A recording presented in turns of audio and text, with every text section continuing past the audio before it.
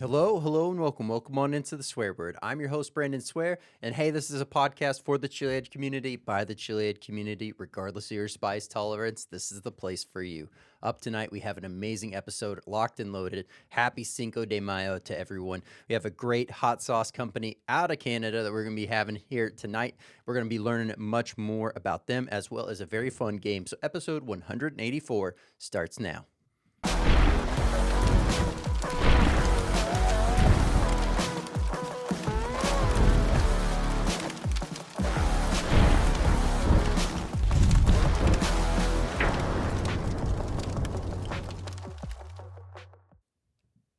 What's going on, Swear Nation? So glad to have everyone here. Whether you're tuning in on YouTube, Spotify, Rumble, and or Apple Podcasts, thank you so much for being here and continuing to make this podcast what it is. Happy Cinco de Mayo, on Taco Tuesday, and today's guest is Tom from Tijuana Toms. So we're going to be talking how he got started, the overall inspiration, just the pulse on the industry, and much, much more. And a very fun dual round version of the 5 coming back for Tijuana Toms. So we're going to be running this one on through, and if you would have answered those questions any different than Tom did, please go ahead, let me know down in the comments what your answers would have been to the 5. Look forward to hearing from those, but let's do this. Let's go ahead and kick it on over to tonight's podcast.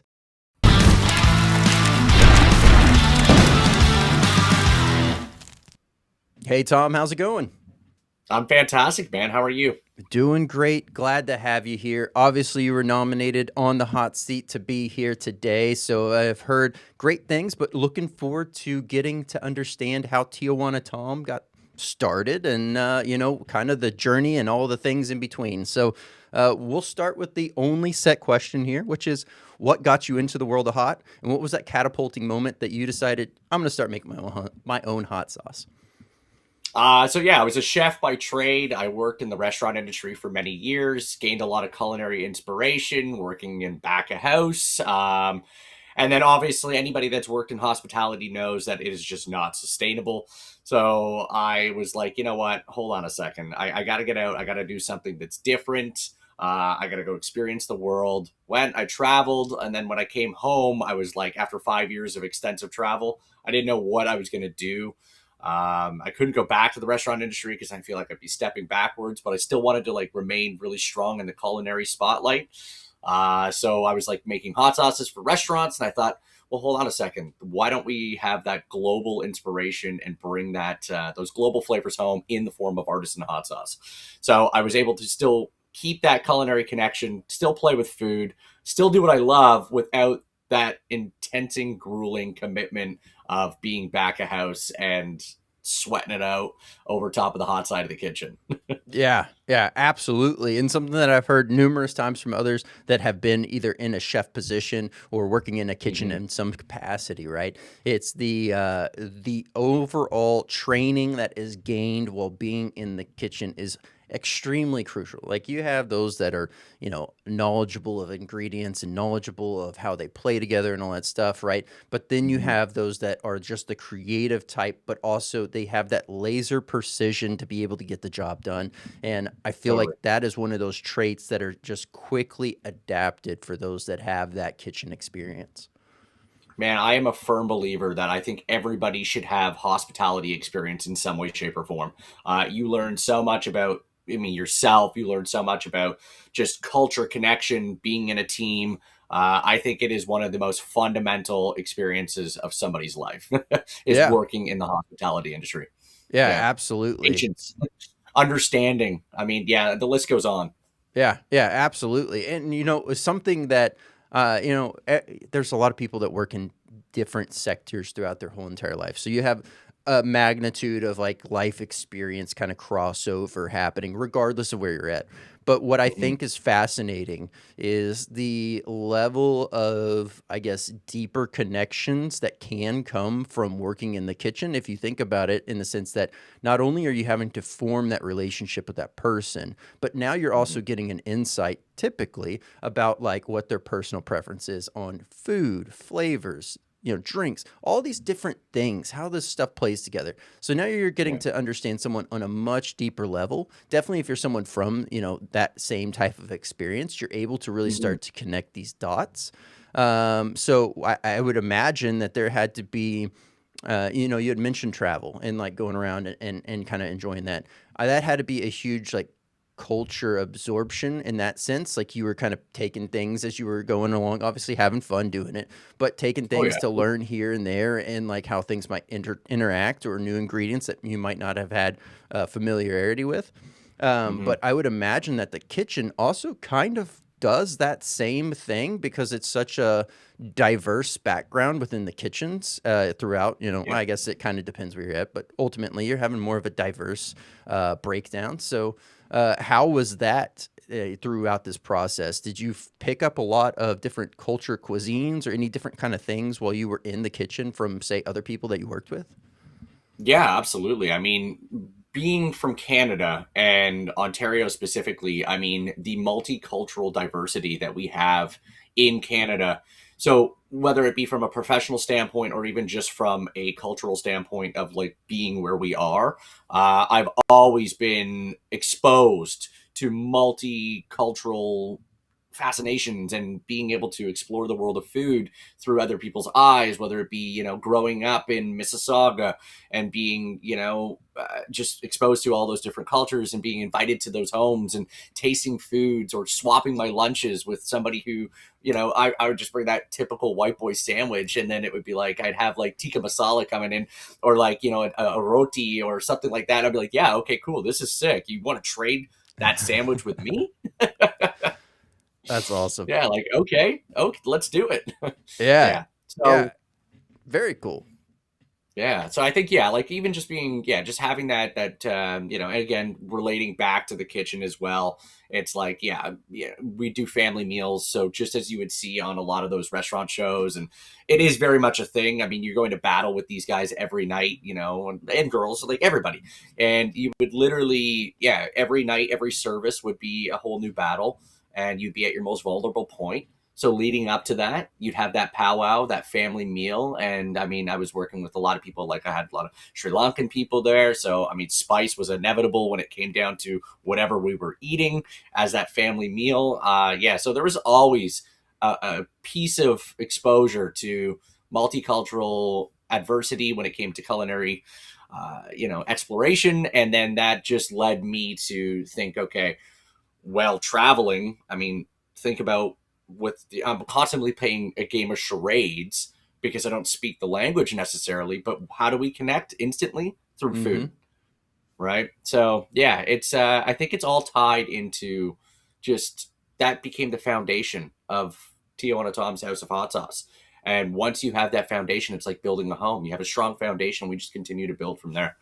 Yeah, yeah, absolutely. And that goes perfectly into what I was going to ask here, which is how did you come up with the name Tijuana Toms and Tijuana Toms House of Hot Sauce, and how did the whole like branding and everything kind of come to be in that sense?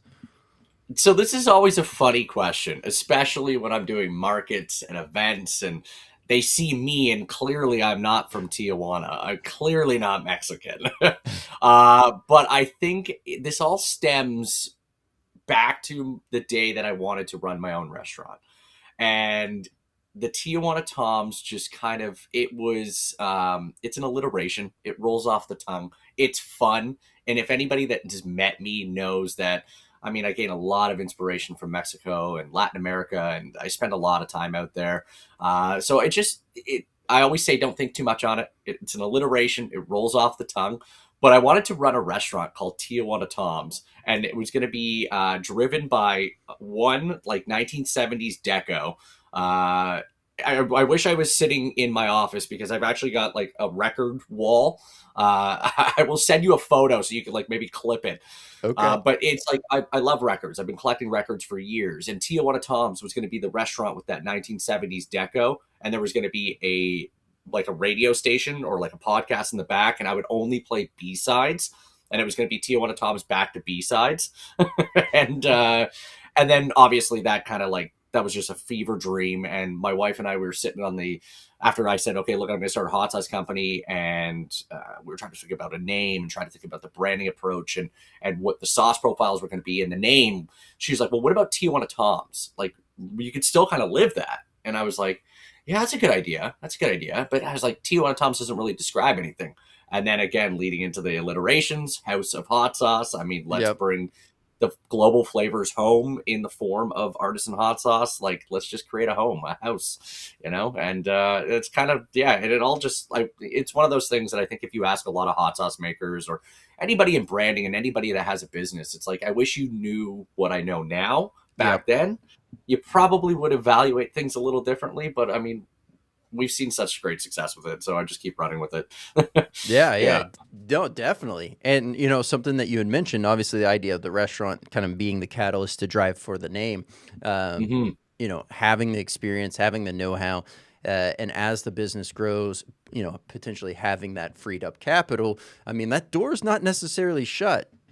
No, man. It's I don't know though. I worked in the restaurant industry for many years, and I was like, I don't think I could do this anymore.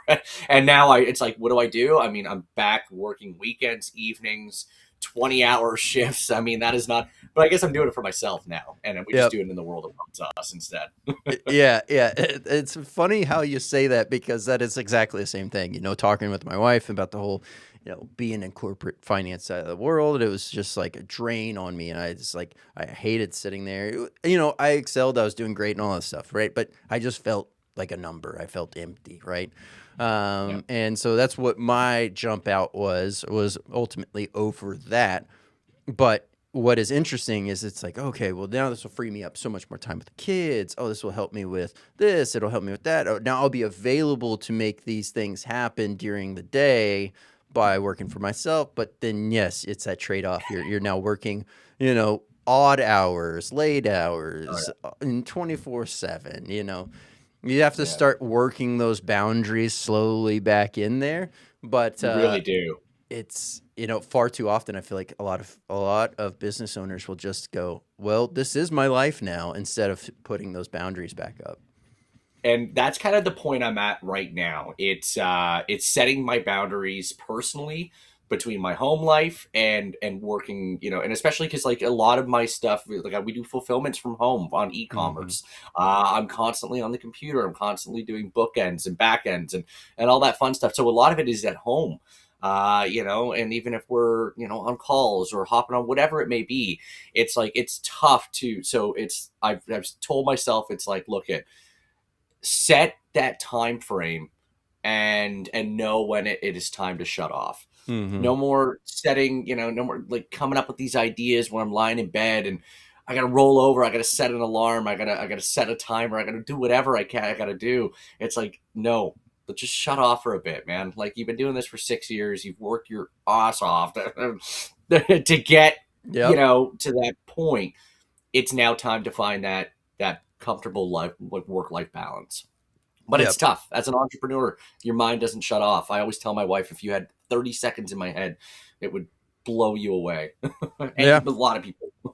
Yeah. Yeah. Well, and that's the thing is like, oftentimes I can at least speak to my personal experience. It's like my wife comes from, a very set, hours of operation, set days and all Hmm. this stuff. So, she's definitely understanding it better, which I appreciate. But like having that flexibility of being able to do these jobs in between there is what kind of helps the whole thing run. So Yeah. yeah, it is an interesting trade off. It's definitely one that as you're working through, you know, owning a business, running a business, and like essentially running a family at the same time, you have Yeah. to find that happy balance. Otherwise, you don't want to leave one for the other, and you don't want to feel like you're neglecting anything along the way. So Of it's course. an interesting debacle that can unravel in that way. Yeah. Yeah. You're absolutely correct. Yeah. Yeah. Well, Absolutely. something that I probably should have asked about earlier, but no better time than now, which is what was that initial hot sauce that you had made, or initial spicy product in case it might not have been an initial hot sauce? So funny enough, We actually came up with, so we have 6 core sauces in the lineup, plus a rotating brew line that we started back in 2021. But the 6 core sauces that we created, 5 of which was the initial, and it all was stemmed from color. I actually didn't even have the flavor profiles. I had the colors before I had everything. So I knew that I was going to allocate every sauce to a different style of pepper, whether it be, from your milds of poblanos to Hungarian hots to then getting up into the hotter territories of, your ghost peppers and your smoke, your, sorry, your habaneros, your scotch bonnets. So I actually knew the colors of every sauce before I actually had the flavor profiles, because I understand that culinary perspective where you eat with your eyes before anything. And that Mhm. also leads into the initial question of the branding as well. Was I knew I didn't want to go with the traditional 3x5 wraparound label. I wanted it to be die cut labels to let the color speak for itself. So that's kind of how everything started. And then it was like, let's do focus groups. Let's bring all these flavor profiles and we'll kind of rank them together and where we feel like our heat levels would go. And then everything kind of just flowed from there. Absolutely. I'll go ahead and get the Yeah. So it website was a pulled really up here interesting approach. for Yeah. There everyone we go. that's curious. Yes, I like to just give a visual representation when showing the website, so that they know they've landed on the right place. So you're here, Tijuana Toms, House of Hot Sauce.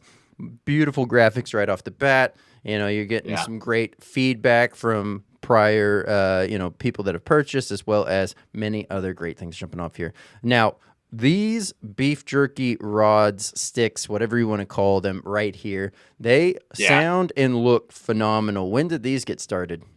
So they actually dropped late last year. I'm calling 2026 the debut of it. Okay. They're called our Ripper Rods. We hooked up with a place called Brewbacher Meats, just north of Kitchener Waterloo for those Ontario listeners.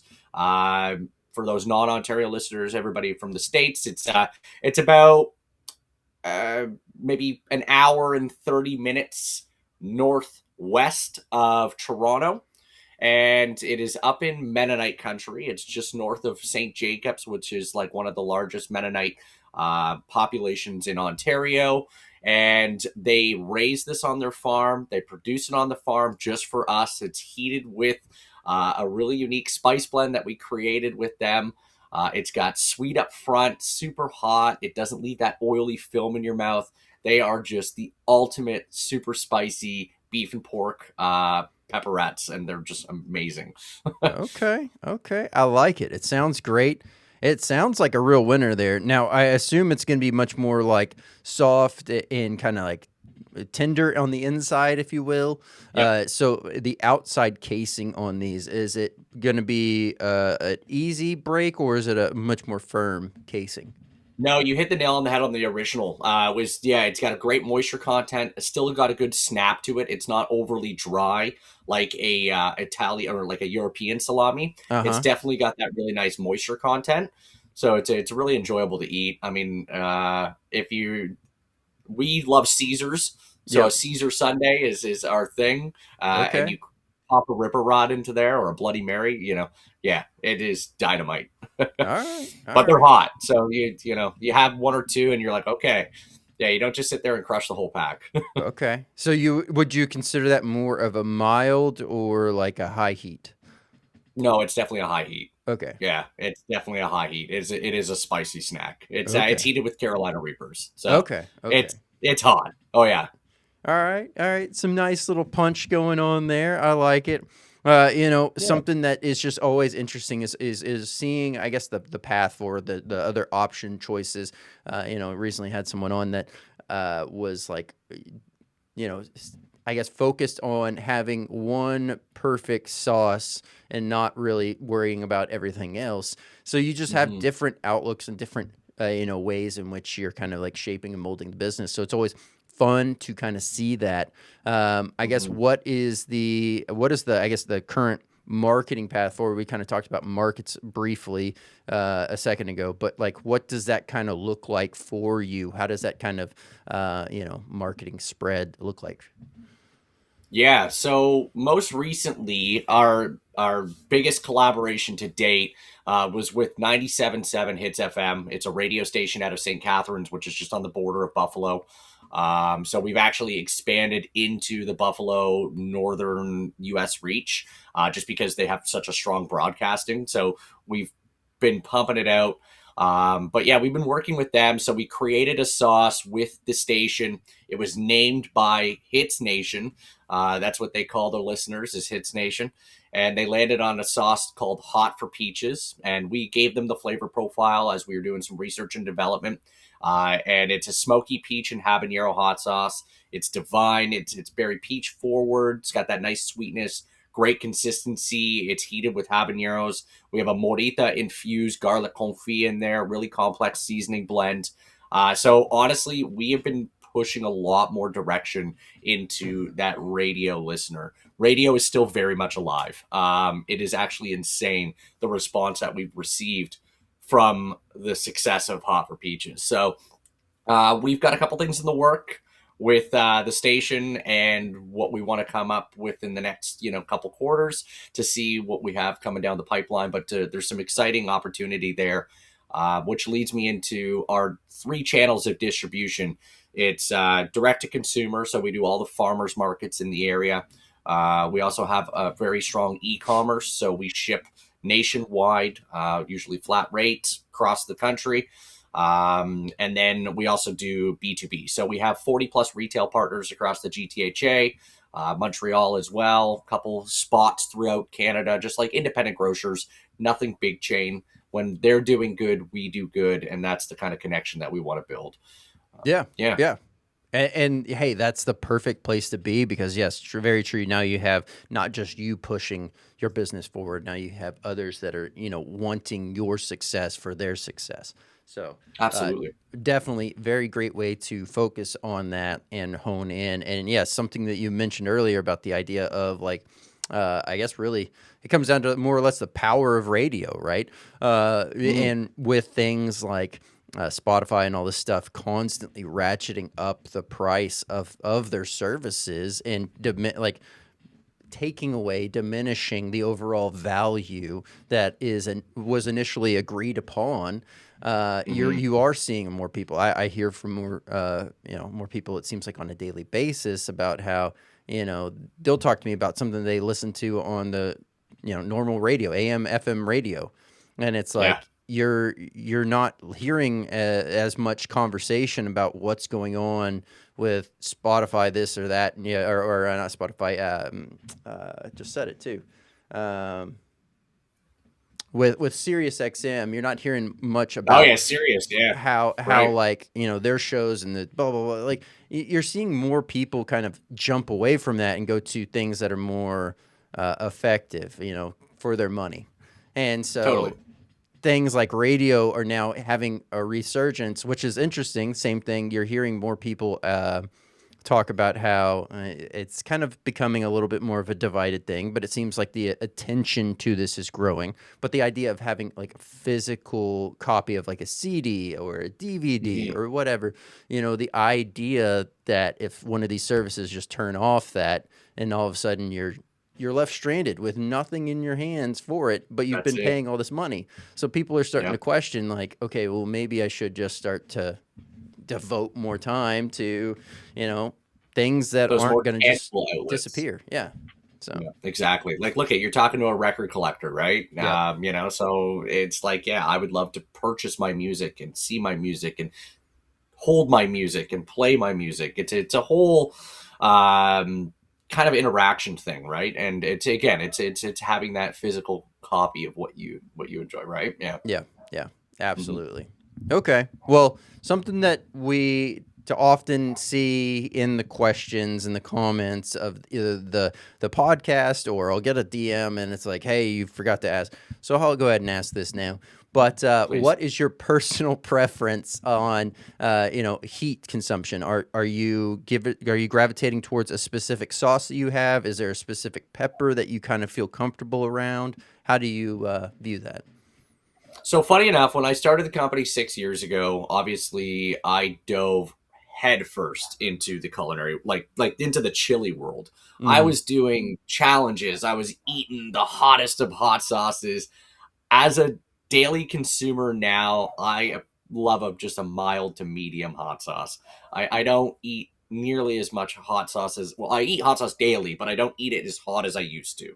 I've definitely converted myself. I mean, I should be sponsored by Gaviscon. Uh, my heartburn is terrible, and everything I love in my life gives me heartburn, from hot sauce to tomato-based products to beer to coffee. It's all of my favorite things, and it's just like it destroys my body.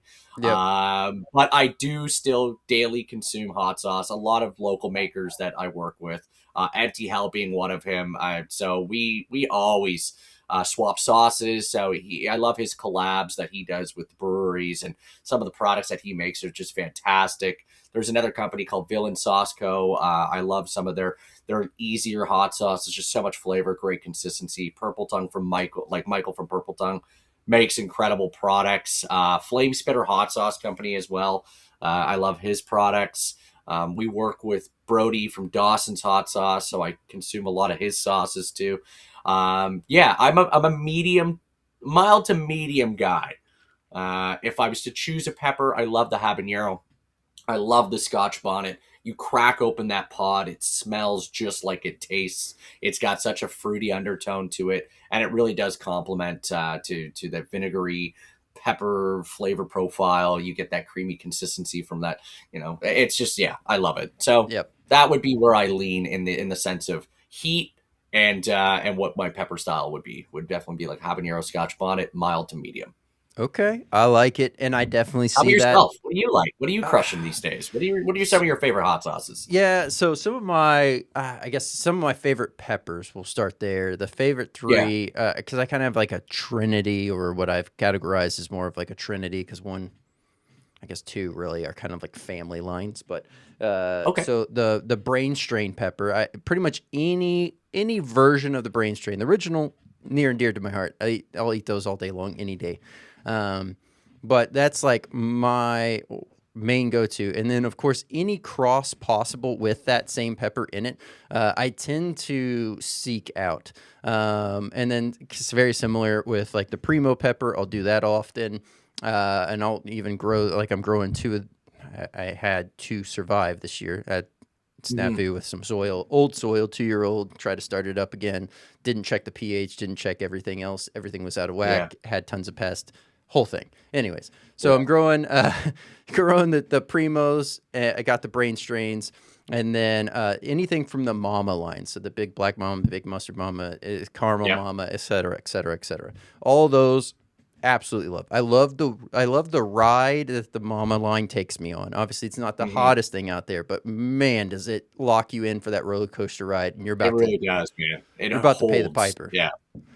You got to pay the piper, yeah. And Yeah. then you get the 7 pots too. Right, those primos. I mean, they are hot. Yep. Like, yeah, like we're up in the just above the Reaper, or just below the Reaper territory. Like, yeah, like we've got heavy capsaicin, heavy SHU on those. So you Yep. like it spicy, man. Yeah, Yeah, yeah, yeah. you And need the not heat. to say I do like the more mid range, I guess, if you will. One that is like, so you mentioned the Scotch bonnet, but the Bohemian goat is obviously one that is very similar in that same kind of mix up. But I think I actually prefer the fruity citrus notes of the Bohemian goat more than the Scotch bonnet. Now, there's certain Scotch Yeah, bonnets that I think taste a lot more.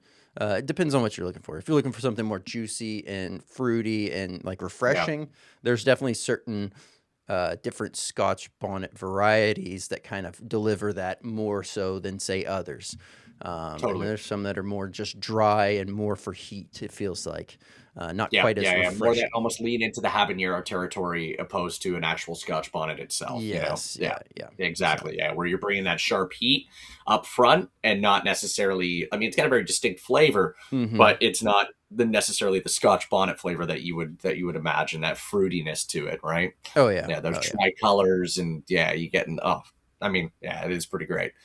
Those But that again, leading into the brain strains and stuff too, it's like, again, lots of fruity notes up front. You crack open that pod, it's so fruity, it's so vibrant.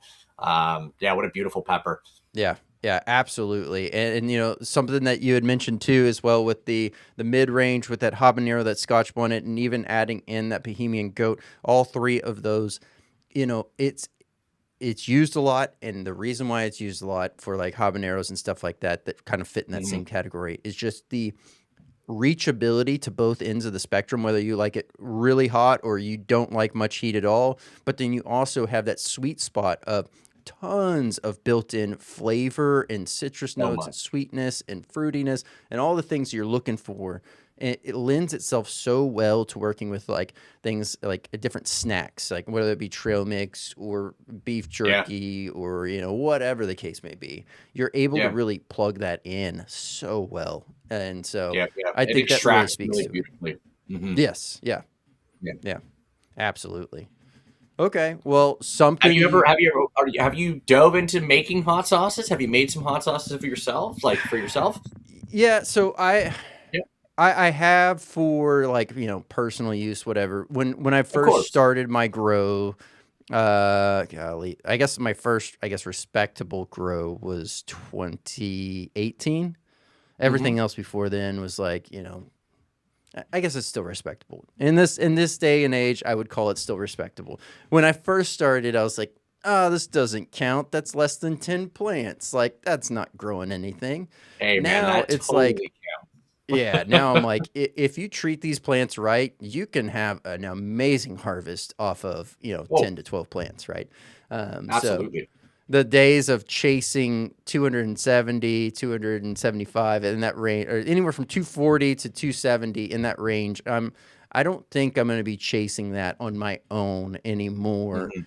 from that standpoint. So because of that, I have dialed back, you know, tinkering around in the kitchen. Now, uh, when Super Bowl or family events or big holidays come up, the rest of the family tends to ask if I can bring over some barbecue sauce or some salsa or some hot sauce, and I'll just whip together something that I have, or if I have hot sauce bottles that I've already like you know reviewed and it's close to a family event, I'll bring those over and have everyone else try Totally. them, and we'll talk through it, and I'll basically make it its own little sampling party, right?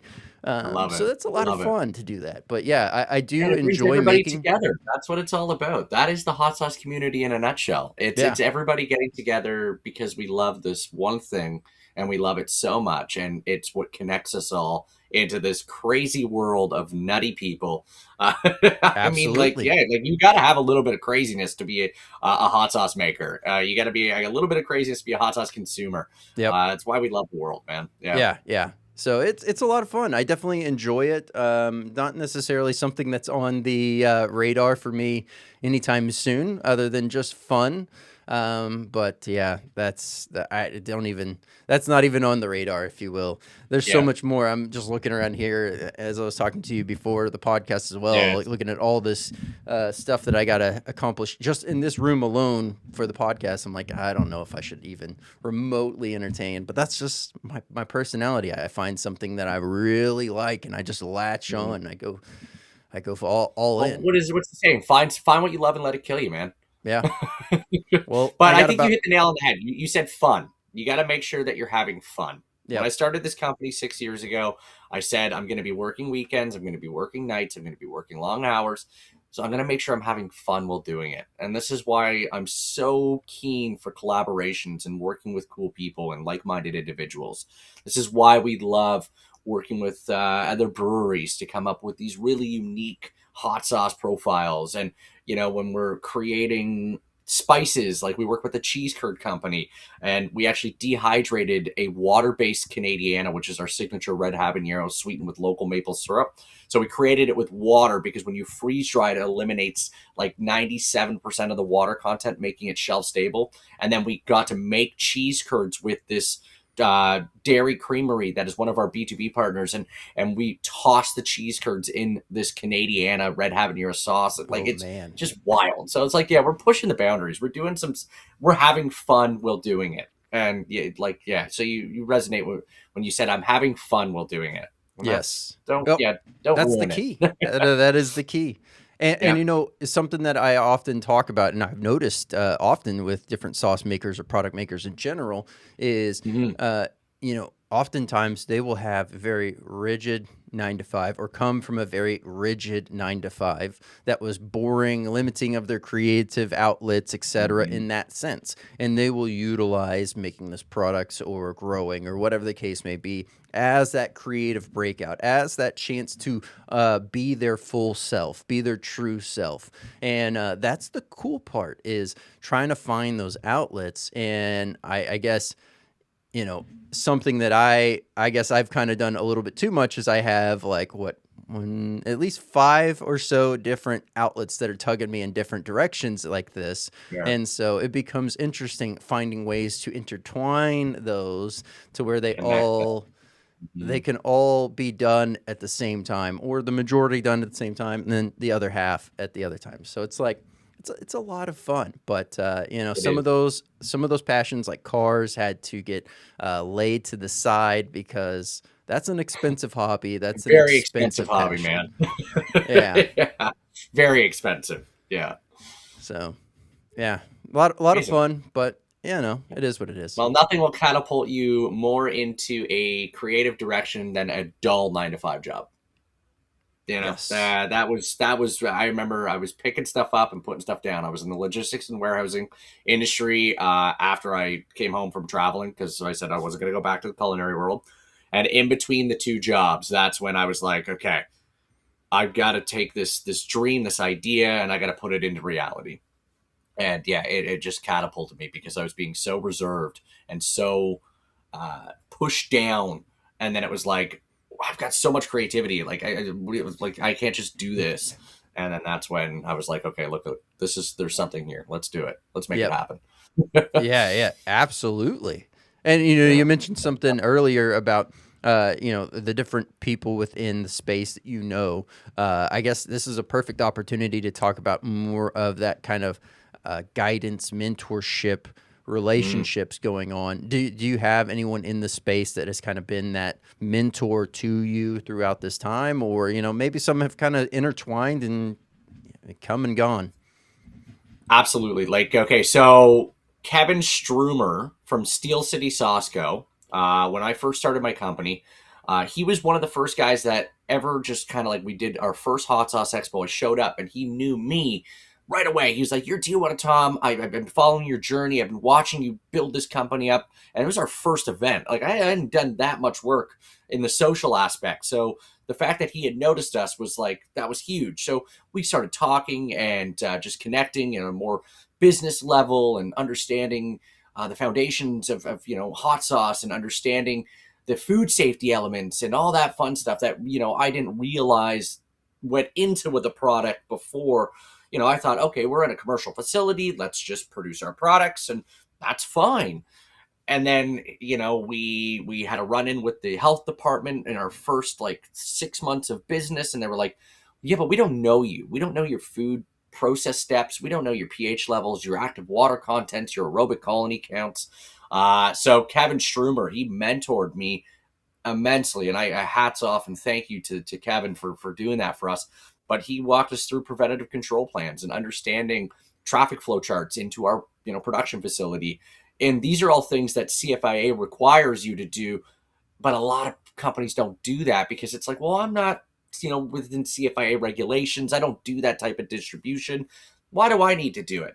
And we thought, no, we're going to do it right the first time, and we're going to follow that process, and we're going to follow those guidelines right from the beginning, because it's so hard to learn a new habit or break an Oh old yeah. habit to do something right. So Kevin, hats off to him for doing that. And then now working with Brody Dawson at Dawson's Hot Sauce, we've been able to scale our products to the next level. In his facility with larger formats, now we're doing 180 liter batches, 80 case runs, and it's so being able to. I always love, in the words of Brody, it's scaling is problem solving. and he's really helped mentor me in the sense of problem solving, in the sense of food scaling in the consumer packaged goods world. So yeah, I've had a lot of mentors, and I know that there's a lot of companies that reach out to us now. So I try to do my best to guide them in any way, shape, or form, because that is the community of hot sauce, is not just taking those notes for yourself, guiding people in the right direction and helping young entrepreneurs and other entrepreneurs in their crazy world of business, man. So yeah, no, we're firm believers of just like, yeah, giving back, and we wouldn't be where we were today if we didn't have that type of mentorship. So Yeah. yeah. Yeah, absolutely. And something that's interesting, and I've talked about this often, which is the idea of how passionate and how caring the industry is, in the sense of like Hmm. being able to help and lift up others. It's like, sure, you have some of this in other industries, right? But it's not Hmm. quite as commonplace as it is here. Yeah.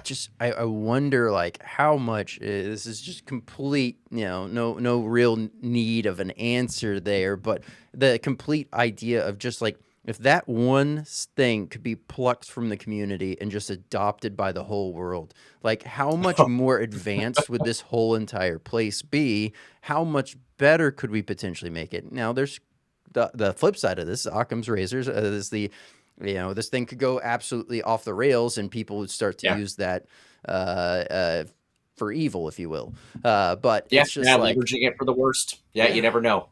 Yeah. You it's never know. just, I think I'll end it off on that as community over competition. yep. That's my motto, man. Yep, You know, absolutely, absolutely. Okay, community very over well competition. said. Very, very well said. Yeah. One thing that I want to like also talk about here as well is like obviously the growing space in Canada for spicy products, for hot sauce companies that are coming up, for just really different spicy industries. You're seeing more collaborations. So, you've already mentioned it as well with like breweries. You're seeing more Hmm. collaborations with restaurants, with mom and pop shops. All these different things that they're bringing some kind of like a spicy variant of whatever they're doing forward. Hmm. And that part is so cool to see from that side of the space in Canada with the hot sauce world. Are you seeing more of a growth on, I guess, more one side of the country than the other? Is this just widespread, or is this centralized? I truly think it's widespread. We have to thank like Hot Ones for just putting hot sauce into the spotlight. When we first started the company, we were among maybe 20 artisan makers, and now it was like new companies starting every week, and it's like, oh wow, like this space is big. I think evaluation last year was an $8.4 billion industry. I think it is global, man. Yep. It is across the board. I don't see it in one small sector. I see it across all sectors. And even looking from a conglomerate standpoint, from McDonald's working with Frank's Red Hot to, like it is just huge. So yeah, we see it from a small scale perspective. We collaborate with local restaurants. We work with a pie place in Burlington, Ontario, that does. We've now worked with them twice. They actually just created a chicken pot pie with our Canadiana to make like a chicken wing pot pie. So Mm. like, no, if there's an opportunity, it's being done. I don't see it from a small scale. I see it globally, definitely across the nation here in Canada. I like it. All right. Well, Hmm. perfect to the where we were leaving off. I have a very fun dual round version of the 5 ready to go. So let's do this. Let's go ahead and jump on over there. Heck yeah, I'm in.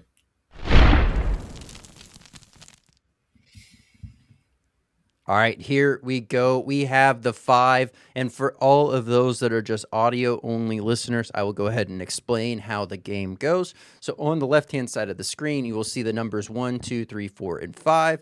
Now, from here, 1 could be the best or 5 could be the best. However you want the ranking to go, totally up to you. The only thing is it has to be either ascending or descending. It can't just jump around. The issue here is I will show you one photo at a time. You have to rank it however you want to rank it. That's up to you.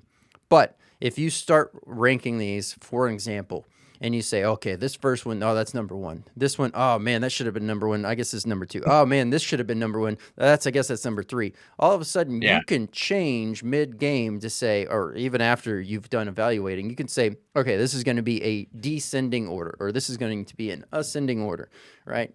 So that's the rundown. And by the second round, you will know completely how to play the game, and it tends to go a little bit smoother. Love it. But here we go. Up first, well, we have Asian Kick from Tijuana Toms. I'm going to put that as a number 3. Number 3, all right. And let's see what's next. Well, we have the Caribbean Boogie. I'm going to put that as a number 4. Number 4 it is. All right. And next up, well, we have the Kickin' Fuego. Smokin' Fuego. Yeah, Smokin' Fuego. Yeah, that's our charred jalapeno smoked ghost pepper hot sauce. I'm going to put that at number 1. Number 1. All right. I like it. Well, let's see how that one panned out, because next up, this is either your number 2 or your number 5 spot. And, well, this is the Masala Mayhem.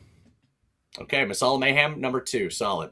Number 2 it is, and that means without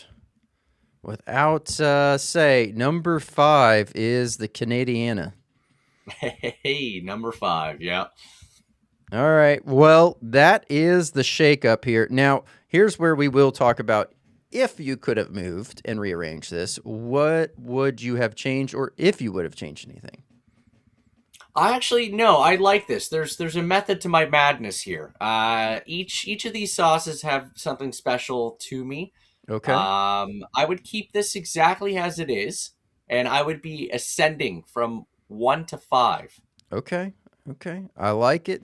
I can see where this plays in. Now, as far as the, do you utilize the masala more than the Asian, or do you, those are two both very bright, bold flavor profiles going on. Yeah. So what's the thought process there? I'm curious.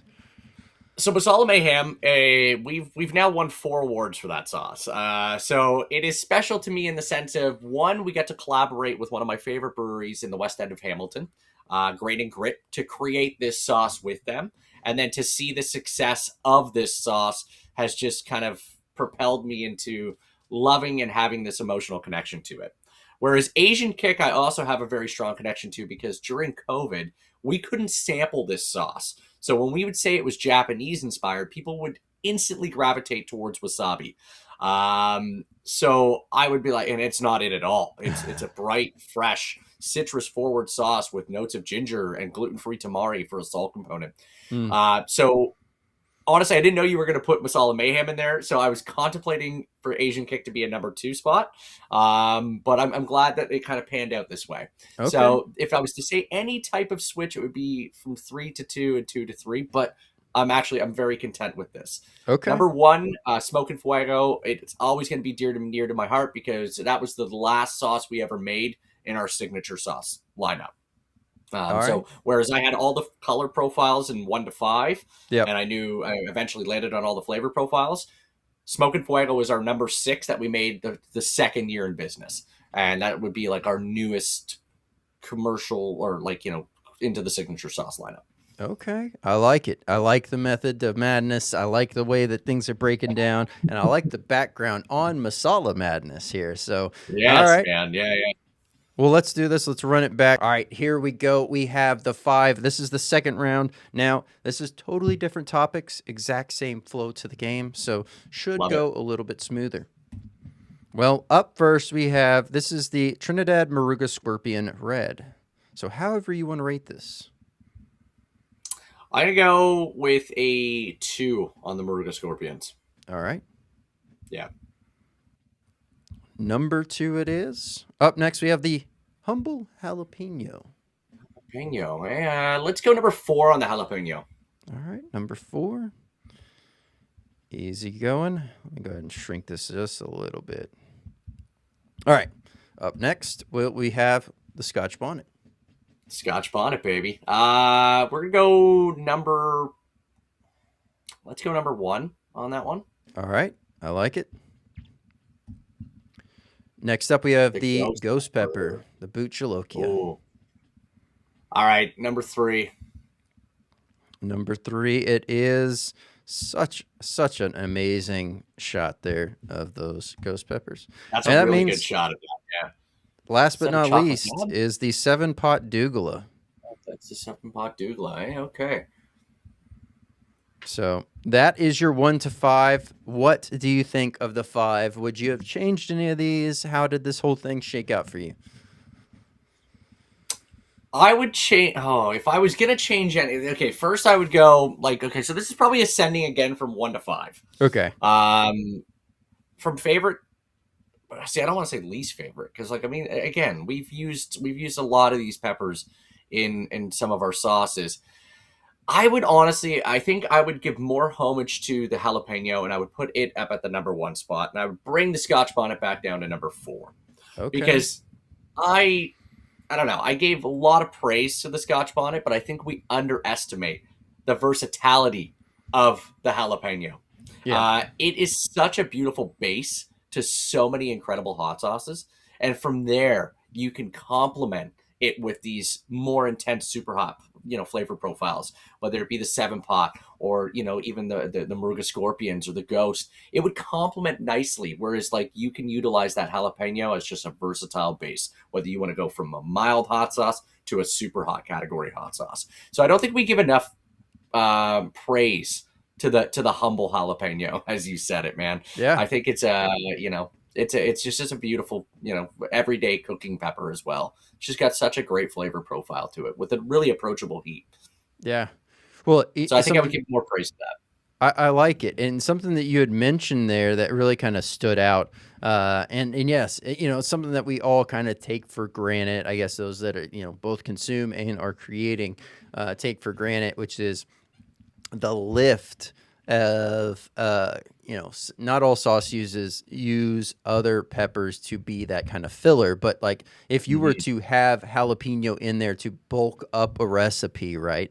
If you were to take Totally. away from the options to grab, Fresnos, jalapenos, bell peppers, and you were to take, I guess, realistic, maybe, yeah, let's just leave it at those. We were to just take those out, and there would be not really any other base options. There's other stuff you can argue to Of use, course. but Oh yeah. From poblanos to onions, carrots. I mean, yeah, there's a lot of filler ingredients that you can use it's to just bulk up a recipe.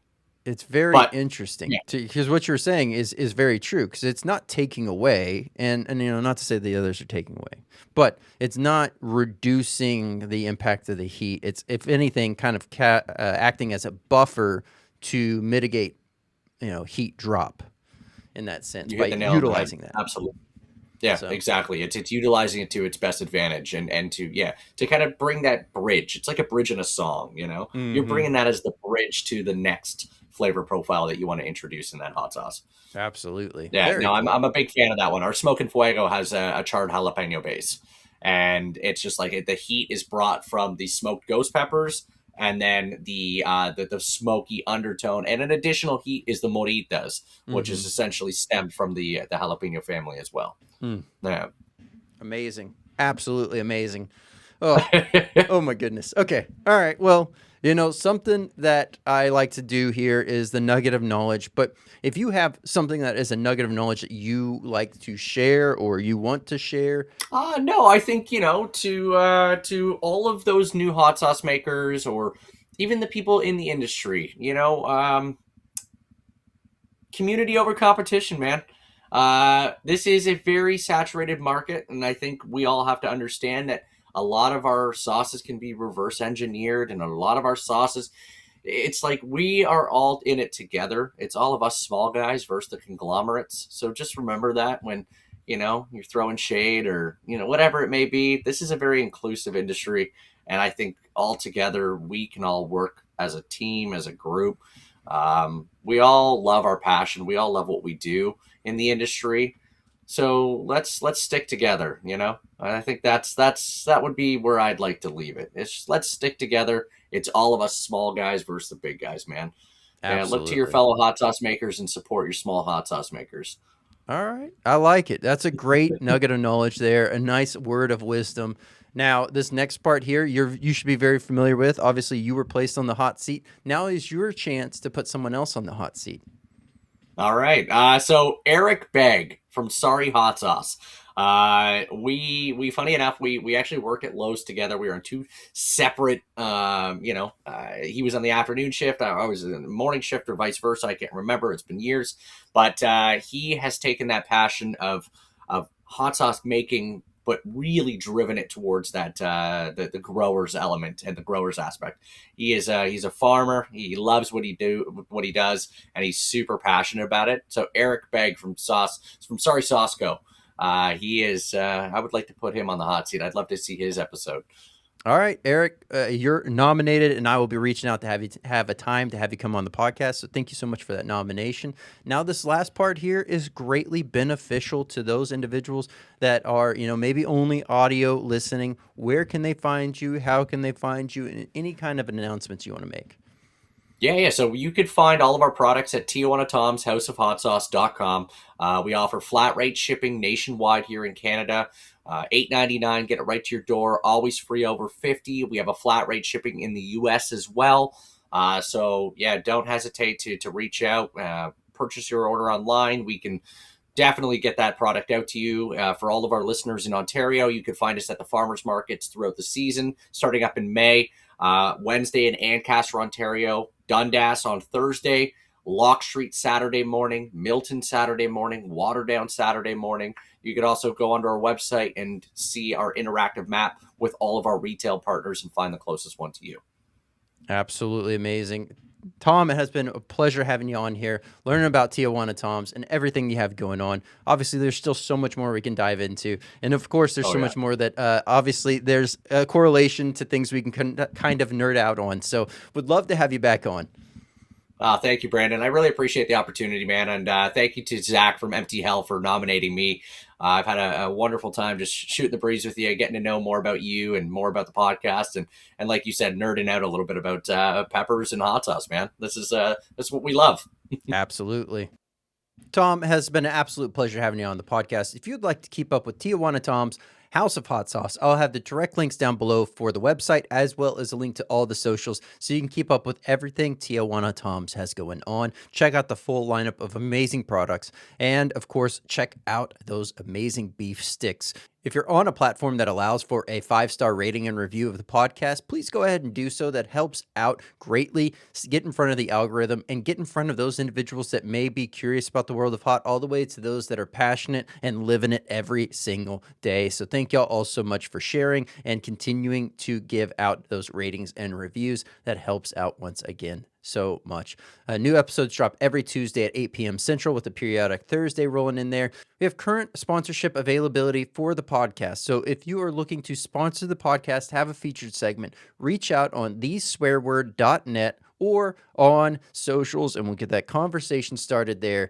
Want to give a quick shout out for our current sponsors, podvision.io. If you're looking to grow your brand, start your brand, hit a bump in the road, you're trying to figure things out, highly recommend checking out podvision.io for all of those needs. As well as webdx.one. Maybe you have an online site, maybe you had a guy at one point and lost contact, maybe just never got around to building a website. Highly recommend checking out webdx.one. Best of all, they get you looking great online while you get to focus on what you do best. I'm Brandon Swear from Everything from the World of Hot. This has been The Swear Word.